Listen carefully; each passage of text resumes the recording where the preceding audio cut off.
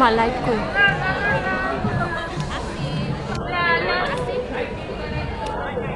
এই সখিনা দাঁড়াও দাঁড়াও কি করছো সেগুলো একটা সবজির সাইজও তো ঠিক মতো হয় না সবই ডিসপ্রপোর্শনেট এগুলো রান্না করলে তো রান্নার কম্পোজিশন মজা হবে না 30-60 সেন্ট ক্যাপ খাইতে গেছে বুঝি নাচতে না জানলে তো যত দোষ উঠানেরই আর এই যে বলছি প্যারালাল পার্টটা ঠিক করে ধরতে এর জন্যই তো ঠিক মতো প্রজেকশন করতে পারছো না এই শোনো এসে যেন দেখি রান্না হয়ে গেছে হ্যাঁ রান্না হয়ে গেছে শামা আরে আপনাদের হায় আল্লাহ কাজের মহিলা এরকম ব্যবহার করে সব কাজ আমাকেই করতে হয় পাগল হয়ে গেলাম কাজ করতে ভালো জীবনটাই ধ্বংস হয়ে গেল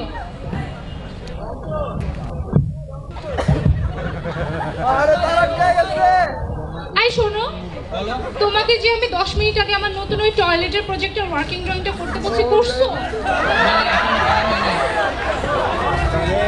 তা কেন হবে ভার্সিটিতে থাকতে তো কিছু বলার আগেই করে দিতাম আর এখন বুঝি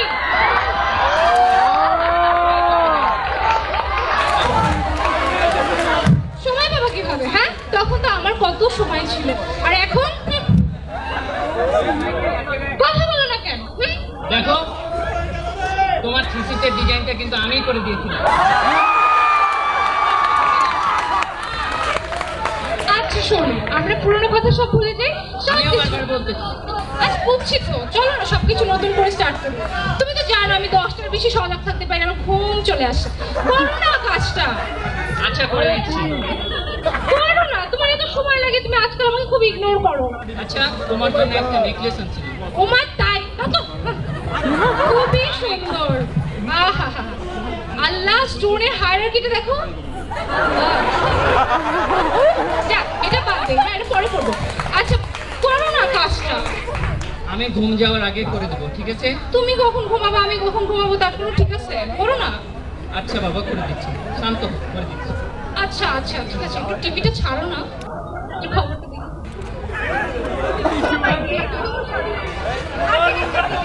তথ্য খবরে আপনাদের স্বাগত জানাচ্ছি আমি প্রভা প্রথমে শুরু করছি দেশের সংবাদ দিয়ে বাংলাদেশের বিখ্যাত আর্কিটেক্ট হাসা দি গ্রেট একটি ভাসমান টয়লেট তৈরি করে তিস্কার অ্যাওয়ার্ড পেয়েছে ভাসমান টয়লেটের ধারণা পাল্টে যাওয়ার মাধ্যমে এমন এক টয়লেট বানিয়েছে যার সবকিছুই 2 ফিট উপরে ভাসতে থাকে একটু ভেবে দেখুন সত্যি অসাধারণ ব্যাপার ভাবো তার এই সম্মাননা প্রাপ্তিতে আমরা আনন্দিত এই জেমা স্থাপত্য বিদ্যালয়ে এক ছাত্রের হাতে লিড পেন্সিলের মতো ভয়ঙ্কর রাস্তার মাধ্যমে 5 জন শিক্ষার্থী নিহত লিড পেন্সিলে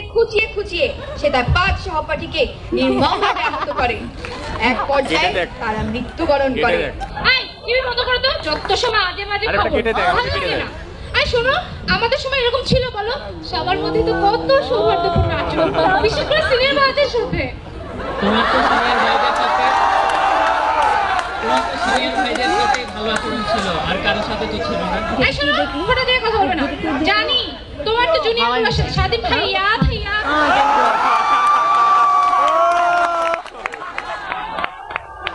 আচ্ছা তোমার আতের ছেলের খবরটা কি ওরে তো দেখতেই পাই না ও আতেল হ্যাঁ 9:30 বেজে গেছে জানো কত বিজি 1 মনে পড়ে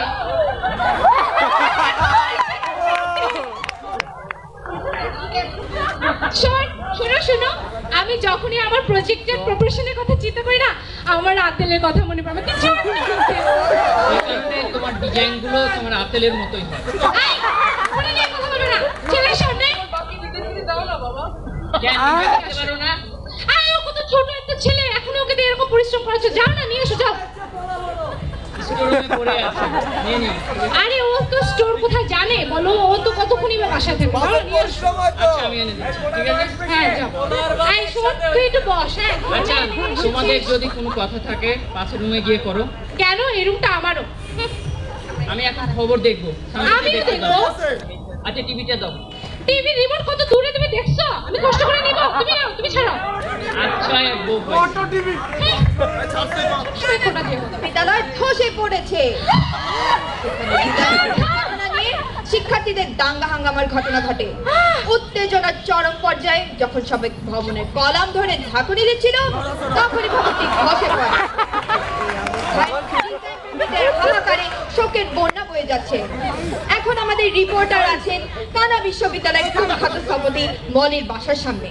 বিস্তারিত খবর জানার জন্য আমরা যাচ্ছি রিপোর্টার মনির কাছে। হ্যালো মনি, আপনি শুনতে পাচ্ছেন? জি প্রভা, আমি শুনতে পাচ্ছি। আমরা এখন কানা স্থাপত্য বিদ্যালয় আর্কিটেক্টের বাসার সামনে আছি। আমার সাথে আছেন কিছু পুলিশ, যারা ওনাকে গ্রেফতার করার জন্য এসেছে আমার সাথেই থাকবে। সবকিছু তোমার দোষ। তোমার জন্য এটা হচ্ছে।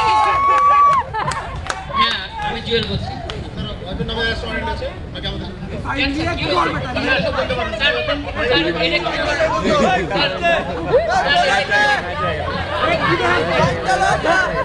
স্যার, আমি এ বাসায় কাজ করে অনেক থাকবো না।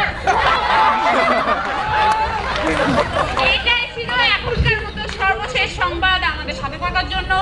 ধন্যবাদ।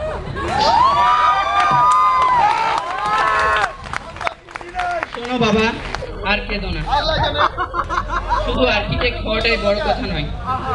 বরং সৎ ও দায়িত্ববান মানুষ হওয়াটাই জরুরি।